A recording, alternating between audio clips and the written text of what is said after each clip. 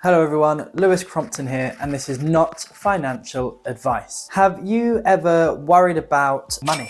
Felt like you have more month than you have money to cover that month? Everybody knows nowadays that you need to take care of your mental health. Everyone knows that, we talk about that a lot. And a major part of that really is taking care as well of your financial health. But many people just don't seem to realize that or know how. The majority of relationships break up or break down due to money troubles or arguments about money. It's one of the highest quoted reasons for divorce. So how can you make sure that you don't have to worry about money and find your way towards financial peace, financial stability, and therefore have an easier time with your mental health as well as your financial health? And if you want to learn about how you can do money better, how you can make more of it in less time with less stress, then like this video, subscribe to the channel and click on that button to turn the alerts on as well. Now, I'm someone who is naturally not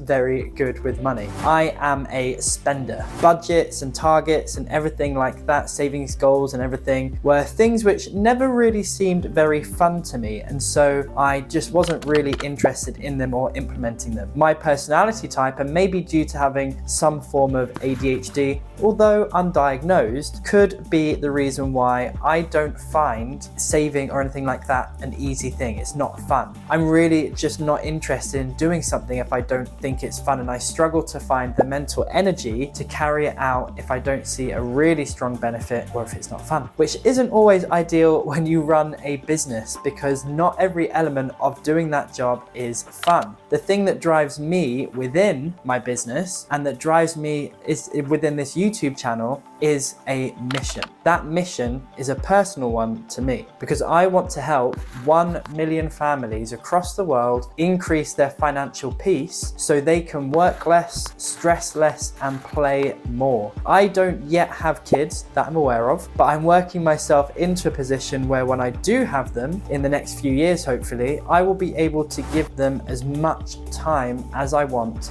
knowing that and my financial future is completely taken care of, is completely secure. Do you think that your financial situation can affect your mental health? I think we all know the phrase, money doesn't buy happiness. I wonder if you agree or if you disagree with that statement, because I both agree and disagree with it. And I think you can have all the money in the world and still not have peace or joy or happiness. I was speaking with some friends of mine in Dubai a couple of weeks ago now. We're at an event, I was speaking at the event, and I had shared on stage while I was speaking at the event that I have a bit of a frustration when it comes to the term financial freedom. Financial freedom is less important to me than financial peace is, and giving others access to that. Now, these friends of mine had this really resonate with them. They really identified with it. Now, they are fantastic property investors. They've built a business around property as well. However, when they took a step back and they looked at their life, what they had to do on a daily basis, they realized they didn't really enjoy it. They didn't have peace. And so they decided to make a change. Now, I think a lot of people can be in that situation and identify with not having peace even in the midst of their success. So what they did was they shut down their business, but they kept their properties. And they've started looking at trading financial markets as a way to create that peace, because it ticks their boxes of being an additional income stream, of being an income stream which is low time commitment, and it doesn't require dealing with lots of other people, relying on other people, so that they can travel when they do it, because that's really what they're passionate about. And I think life tends to be a lot more peaceful on a beach in Bora Bora than it does in the concrete jungle of wet and windy London, which is where I currently live. Now, more money and more financial peace don't necessarily go hand in hand. It depends on how you have structured it. What I also know to be true is that having more money gives you access to more choices. Now, that freedom of choice is something which I personally hold as being incredibly valuable. The access that money gives me to certain resources, such as healthcare. I need to renew that actually. The house I live in, the holidays I can enjoy, and the experiences that I can have do make my life better or easier. So if I take that down to a really simple, practical level, I am that person who has a cleaner who comes to my house every week to clean it from top to bottom. Why? Because I hate cleaning. Not only do I hate it, I'm truly terrible at it. The feeling I get then when I come into my home and the cleaner has done her thing and left my house looking and smelling absolutely lovely is worth every penny. Although she seems to have a tendency to break things, but that's by the by. It brings me a sense of peace when she does that and I get to come home and it's all done. It's another thing taken off of my plate that I now do not need to worry about or think about. And I personally am very, very grateful that there is cleaners out there who do a way better job than me. If you have double the amount of money you had right now, what one thing would you spend it on to create greater peace and greater ease in your life? Let me know in the comments. I'm fascinated to know what it is. Everyone's a little bit different. If you are someone who stresses about money, then that will naturally be having a detrimental effect as well on your mental health. They're so correlated to me, they're so joined to me. The first thing you need to do is a personal financial audit on yourself, on your own situation. Basically finding out, where is your money? What are you spending your money on? What savings do you have? Do you have any savings? Maybe you don't. What debts do you have? Is it good debt? Is it bad debt? What are your fixed costs each month? And what are your variable costs? Those costs which you don't have to have, that may be going up, maybe going down. Fixed costs being things like your rent, your mortgage,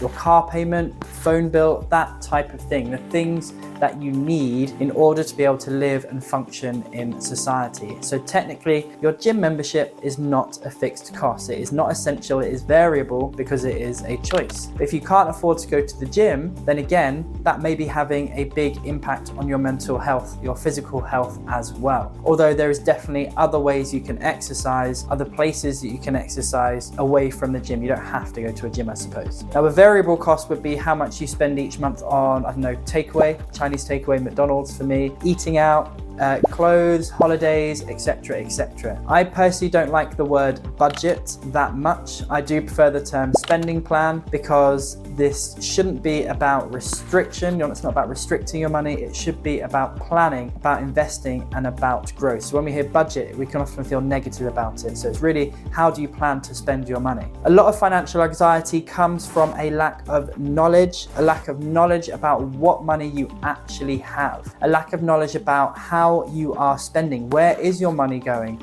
each month? Have you ever made that comment? A lack of knowledge about what unknown costs are coming up. That can be a really big anxiety for people. Again, I'm really thankful that I'm in a position now where shock big expenses are annoying rather than being catastrophic. How have I got myself into a position like that? Apart from the obvious of having made money through trading and continuing to make money through trading, I have also systematically built up two things. The first one that I've built up is a savings pot, an emergency fund to take care of me and my family if, God forbid, stuff goes wrong. The second one is that I have invested in cash flowing assets that make me income each and every single month. So primarily talking here about property. I then reinvest that profit back into more assets so that I can increase that cash flow on a monthly basis. Now, you've probably seen that I own a couple of Rolex watches. If something bad was to happen, and I am talking really catastrophic here, then I could, if I needed to, I shouldn't ever have to, sell one of these bad boys or both of them, and that money could be used to cover a heck of a lot of trouble. So that buys me back some peace. The ability to do that builds in me a greater financial security, greater financial peace, that larger financial buffer in case of something going wrong. Something that they don't teach you on all of these guru financial things and all of that sort of stuff is that the more money you have, the more investments you have, the bigger your potential risks and mistakes are going to cost you on a financial level. And therefore, the bigger the emergency fund is that you need. Money will make you happier. It just will, but only up to a certain amount. How you manage it, use it, store it, and relate to it will play a massive role on how your money affects your emotions and your mindset. So if you want to learn more about how to do money better, how to make more of it in less time, then like this video and subscribe to the channel. Make sure you share this video with someone who you think it might help or inspire or challenge. My name is Lewis Crompton, and this is not financial advice.